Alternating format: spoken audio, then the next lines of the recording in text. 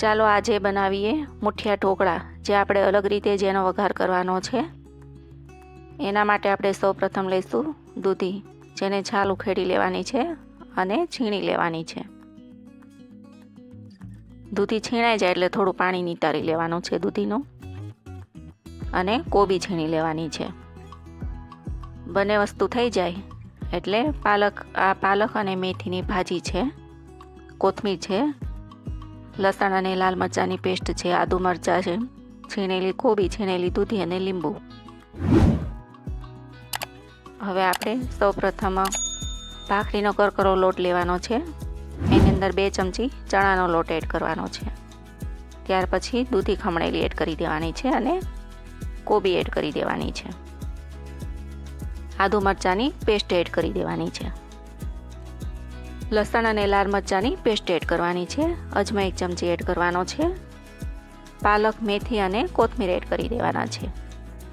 2 મોટી ચમચી ખાંડ એડ કરવાની છે।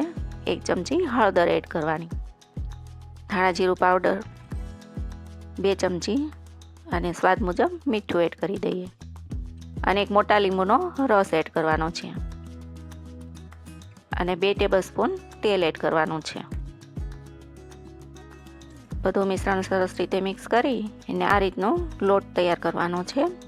હવે ઢોકળિયું મૂકી અને મુઠિયા બનાવીને આ રીતે ગોઠવી દેવાના છે।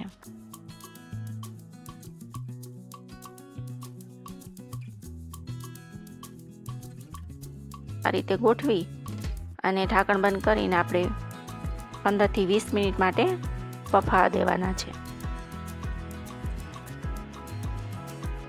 20 મિનિટ થઈ ગઈ છે, આપણે ચેક કરી લઈએ। આ ઢોકળા બફાઈ ગયા છે, થોડીક વાર ઢાંકીને રહેવા દેશું। ફરીથી ખોલી વરાળ નીકળી જાય પછી બધા ઢોકળા કાઢી લેવાના છે, અને થોડાક ઠંડા થાય પછી આ રીતના પીસ કરી લેવાના છે। પીસ થઈ જાય પછી ગેસ ચાલુ કરી પેન મૂકી 2 ટેબલસ્પૂન તેલ એડ કરવાનું છે।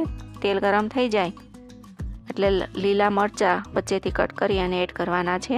રાઈ એડ કરવાની છે, મીઠો લીમડો અને તલ એડ કરી દેવાના છે।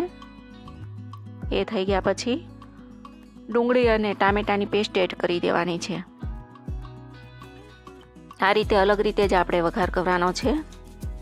પછી લાલ મરચું પાવડર, હળદર, મીઠું અને ધાણા જીરું એડ કરી મસાલાને ચડવા દેવાના છે। ગ્રેવી સરસ થઈ જાય એટલે મુઠિયા એડ કરી દેશું, અને ઉપરથી ધાણા એડ કરશું। પછી ગ્રેવી બધા જ મુઠિયામાં સરસ રીતે મિક્સ થઈ જાય એ રીતે હલાવી લેવાનું છે। આ રીતે મુઠિયા બની ગયા છે, એને એક બાઉલમાં કાઢી લઈએ।